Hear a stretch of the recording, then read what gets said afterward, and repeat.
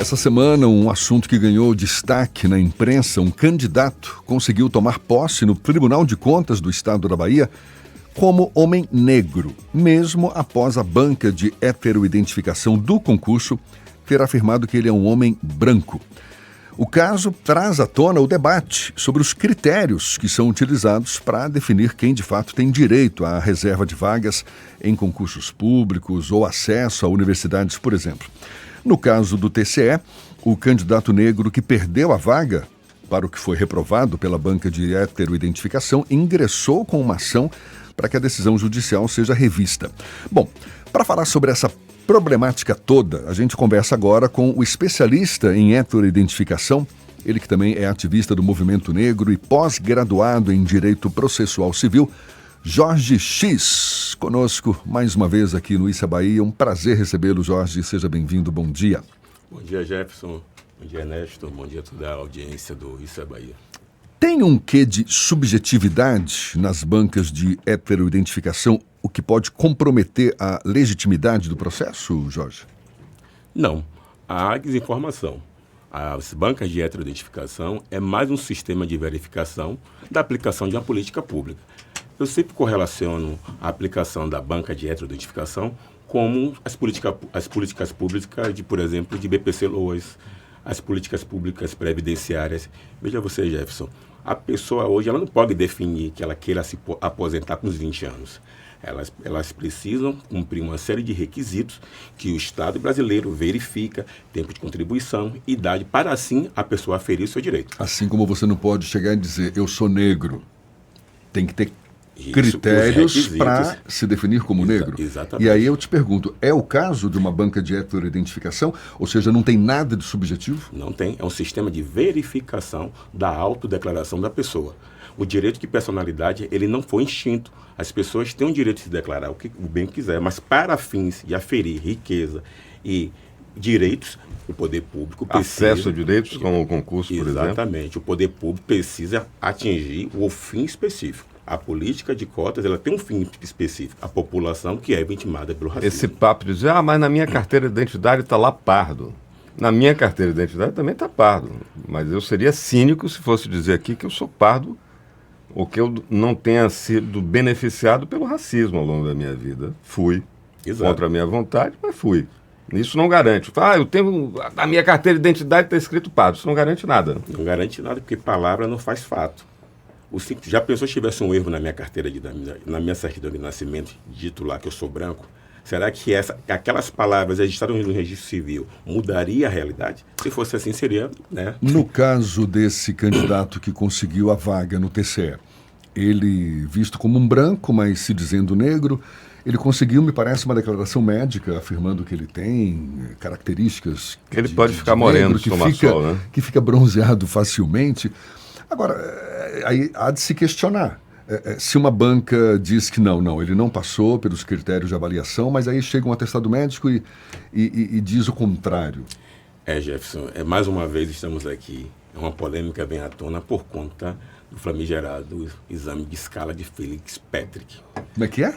Escala de Fitzpatrick. O que é isso? É um exame dermatológico que afere a capacidade da pele absorver os raios ultravioletas. Foi criado em 1976 pelo Thomas Patrick. Esse exame foi criado para proteger a pele, para aferir o grau de bronzeamento de cada pele. Ele teve um fim específico.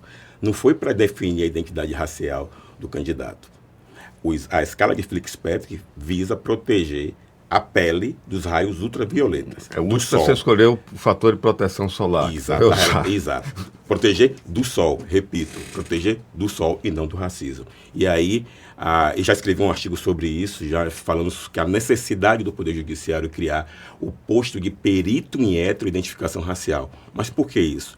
Toda vez que a humanidade tentou resolver problemas sociais com a perspectiva biológica, a pseudociência, a gente viu casos como o racismo sendo justificado e o nazismo sendo justificado.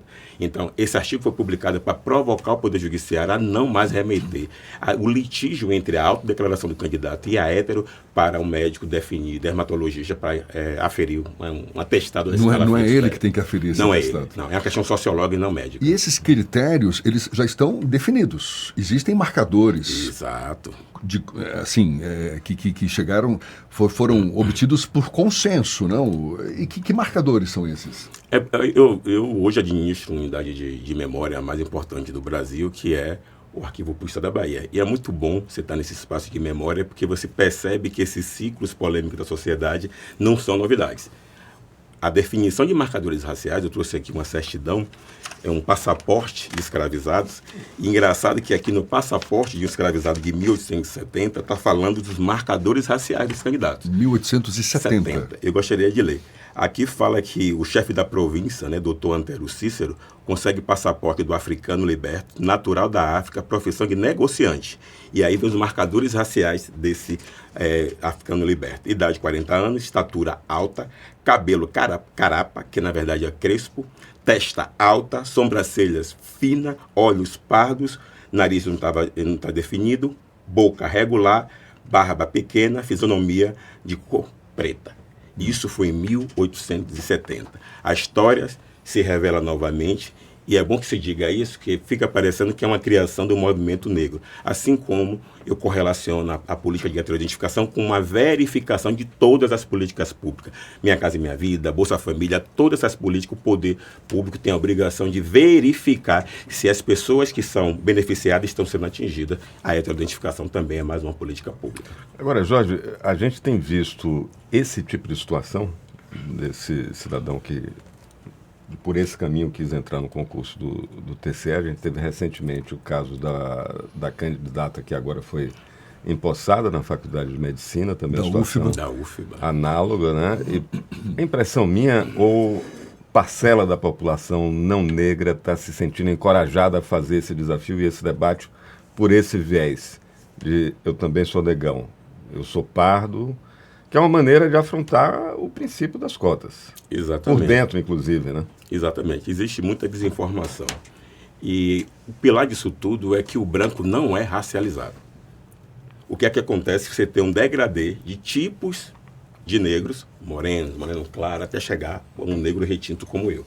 Mas o branco não é racializado. Então, essas pessoas, elas fazem uma autocomparação. Se eu não sou tão branco enquanto o nórdico, por exclusão, eu sou pardo. Logo, está na lei escrito pardo, eu posso me candidatar a essas políticas públicas, né? As pessoas fazem esse manejo interpretativo e aí, através de alguns escritórios de advocacia que não conhecem a política de cotas, pede para o candidato ter essa prova, uma prova frágil, que é essa escala de Fitzpatrick, para que o judiciário, que também está muito a reboque dessa discussão, também vai aferir esse direito provisório, porque eu não sei se esse candidato consegue prosperar no seu pedido. Agora, essa decisão pode ser revista ainda. Claro, né? É uma decisão provisória, né? Para pleno. E você, como especialista em heteroidentificação, Jorge, você admite que, de fato, possa haver casos em que é difícil definir se fulano de fato, pode ser encarado como um negro ou um branco? Porque, se a gente levar em conta a miscigenação brasileira, é bem possível que haja pessoas Tem casos em que você fique mais...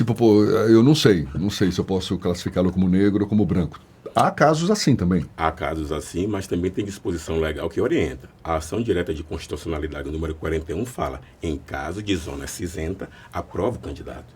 O grande problema é que tem muitas bancas de heteroidentificação mal formadas.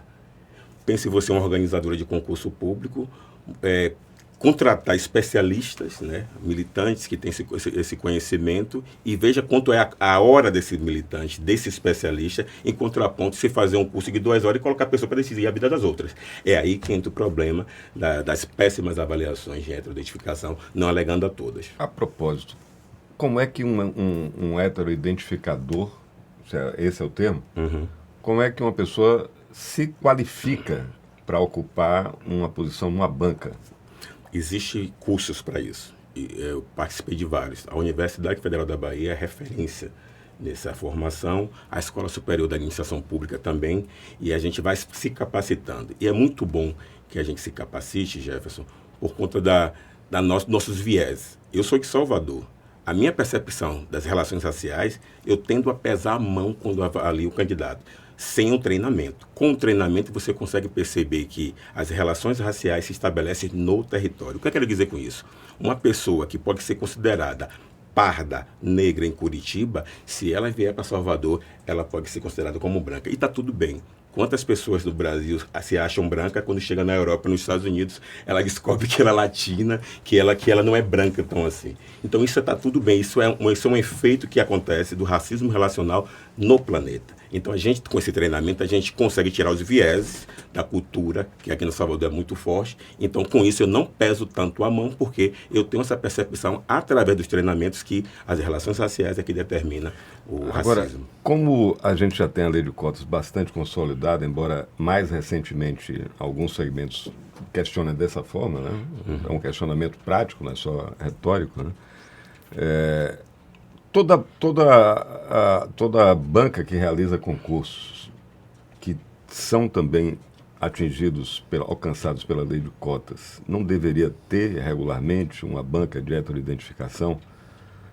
De que maneira a gente pode evitar que esse tipo de situação de dúvida se apresente depois da proclamação do resultado? Ou seja, dá para fazer a peneira na inscrição e já definir se o cara vai para ampla concorrência ou se vai para as cotas? Dá, e tem alguns concursos que obtêm esses dados antes previamente. Exato, antes da prova. Dá um pouquinho mais de trabalho, né? Dá um pouquinho mais de trabalho. Por exemplo, o concurso dos Correios está manejando essa estratégia. Então, até o dia 28 foi o prazo limite para os candidatos submeterem as fotos e vídeos para a aferição dos seus marcadores raciais. Agora, sobre outra pergunta em relação à formação da banca, existe sim. A Universidade Federal da Bahia, a Escola Nacional de Administração Pública mantém um quadro fixo. Por que isso é importante? Para você manter a coerência do ato administrativo da própria organização. Para não acontecer como aconteceu, por exemplo, na Universidade do Ceará, onde o candidato que, para o curso de Ciências Biológicas, ele foi considerado negro, e na mesma universidade, anos após, para o curso de Medicina, ele não foi considerado como negro. Por quê? Não tinha uma banca concisa para manter a coerência do ato administrativo da própria organização. Você está falando aí dos marcadores raciais. O que vem a ser os princípios indúbio pro réu? Não sei nem se eu estou falando corretamente aqui. Está falando. E busca pelo consenso. Indúbio pro réu. Busca pelo consenso dá para se imaginar o que vem a ser, mas esse indúbio pro réu...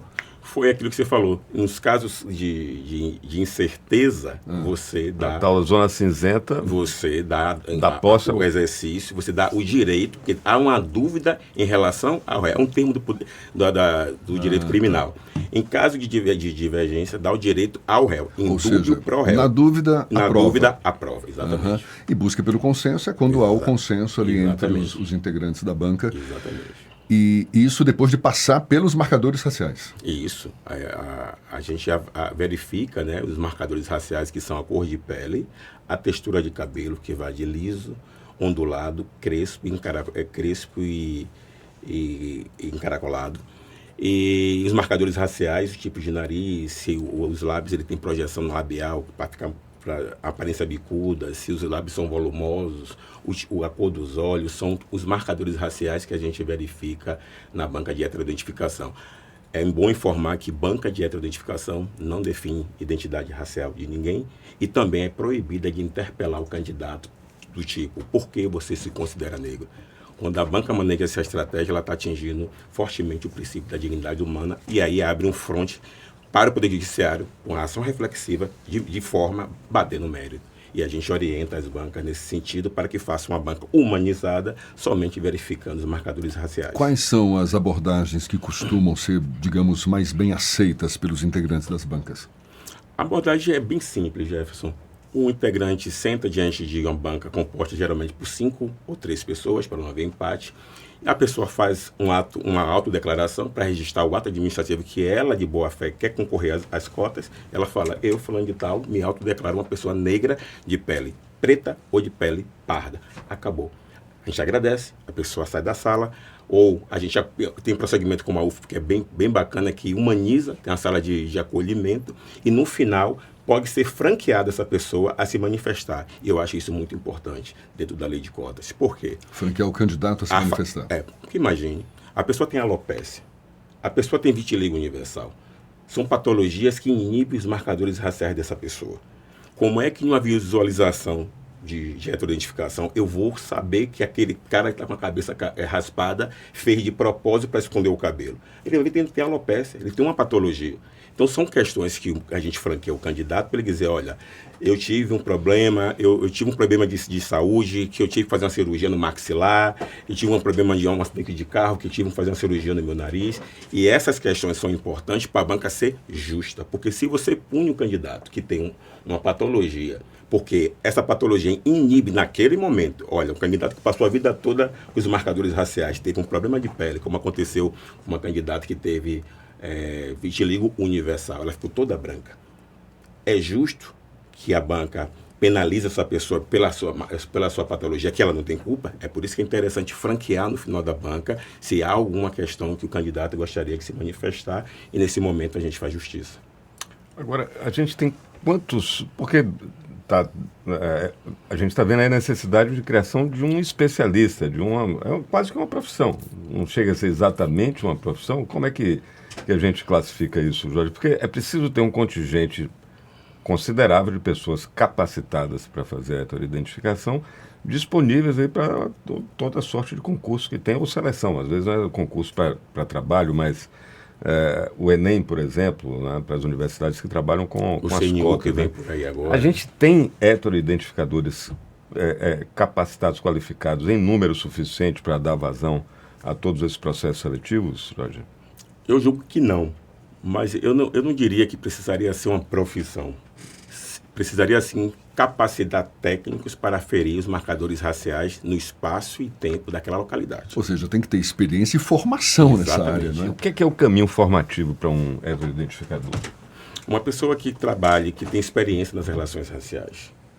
Uma pessoa que discuta o racismo. Especialistas na área da sociologia. Mas o que são cursos formais, prova de currículo? Como é que compõe esse perfil? Os cursos formais, a Universidade Federal da Bahia, ele maneja um curso muito bom. Que tem um curso, tem um curso de formação para os membros da UFBA.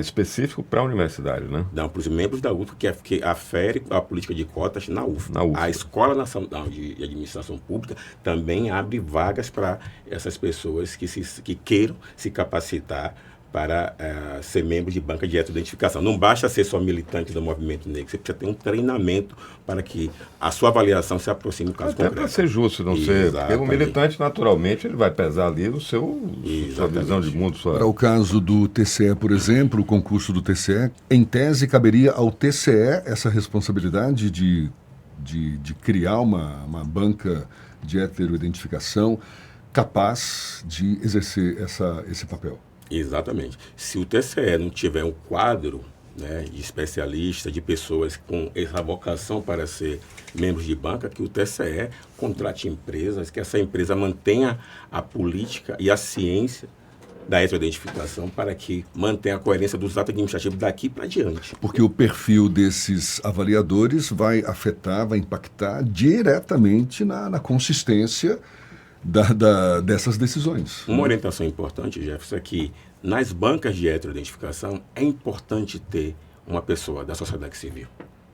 Na Defensoria Pública da União, quando eu atuava, tinha uma pessoa da sociedade civil participando da banca. Isso dá um caráter de desvincular os viés institucionais dos pares, né?